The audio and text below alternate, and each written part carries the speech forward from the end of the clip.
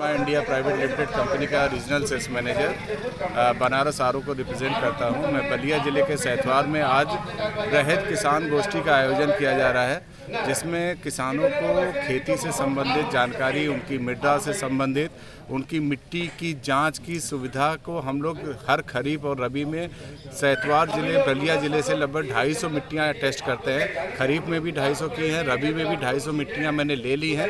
कुछ किसानों को यहाँ भी बताया जा रहा है जिनको मिट्टी जांच कराना है, वो कंपनी की तरफ से निःशुल्क सुविधा है उसकी जांच कराने की, जिसकी प्रति निःशुल्क सुविधा जांच करा के उनके घर में वो रिपोर्ट दी जाती है, जिससे मिट्टी में जो 17 पोषक तत्व हैं कि मिट्टी में कमी क्या है पोषक तत्वों की, उसकी सही जानकारी किसानों को उपलब्ध हो सके।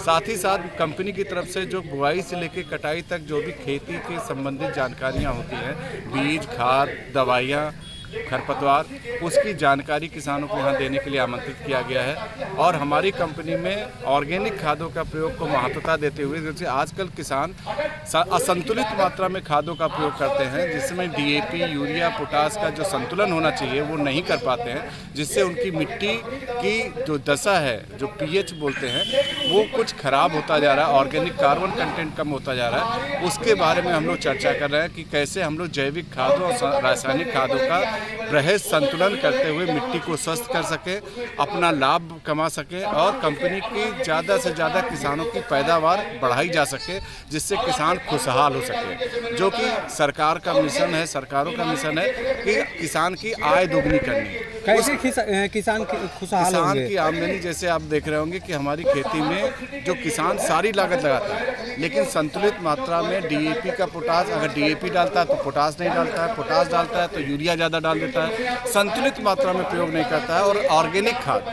जो गोबर की खाद पहले किसान डालते थे, वो अब नहीं डालते हैं, जिससे ऑर्गेनिक कार्बन में जो कार्बन कंटेंट है वो कम होता जा रहा है, जिससे मिट्टी की जो उत्पादन की गुणवत्ता है वो कम होती जा रही है।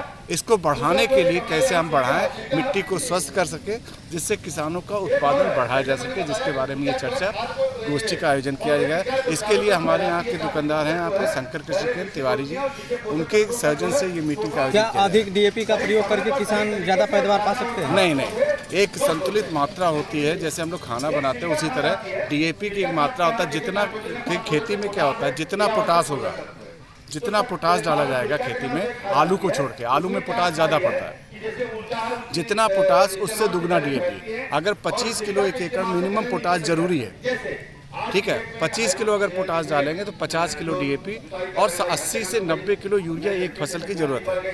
किसान क्या करता है, 150 किलो तक यूरिया डाल देता है, पोटास नहीं डालता, जिससे क्या होता है, मिट्टी की जो असंतुलित मात्रा की प्रयोग की मात्रा है वो कहीं ना कहीं इनबैलेंस हो रहा है। क्या ये सभी मिट्टी पर लागू होता है? ये सारी मिट्टी पे, सारी मिट्टी में खेती में जो पौधे को जीवन चक्र करने के लिए 17 पोषक तत्वों की जरूरत होती है, जिसमें डीएपी, यूरिया, पोटास, एनपीके हो गया, कार्बन, हाइड्रोजन, ऑक्सीजन, हवा और पानी से हो गया। कुछ किसान जिंक डालते हैं, कुछ किसान कैल्शियम डालते हैं, कई किसान बोरान है, कॉपर है, मैग्नीशियम है, आयरन है, निकिल है, बहुत सारे इस तरह के 17 पोषक तत्व हैं जो मिट्टी को चाहिए। 16 पोषक तत्व बता रहे हैं। 16 पहले था, अभी 17 हो गया, अभी 21 हो गए। निकिल है, सिलिका है, ये सारे बढ़ गए। ये जैसे आपने अगर याद होगा 1947 जब देश आज़ाद हुआ था तो किसी पोषक तत्व की कोई कमी नहीं थी, लेकिन आज 76 साल में लगभग 17 तत्व जो किताबों में आ रहा है, 17 पोषक तत्व, आज की डेट में 21 हो गए, लेकिन 17 आप रखोगे, 17 पोषक तत्वों की कमी आ गई। पहले खेती होती थी एक नॉर्मल घर के बीज से, अभी हाइब्रिड हो गया, ओपी वीड है, हाई यील्डिंग वैरायटी आ गई जो ज़्यादा पोषक तत्व चाहिए, लेकिन डाल नहीं रहे। उस डालने के क्रम में संतुलित मात्रा का आयोजन किया गया है, जिसको किसान जितना पूछेगा वो सारी जानकारी यहाँ पे प्रदान की जाएगी। धन्यवाद।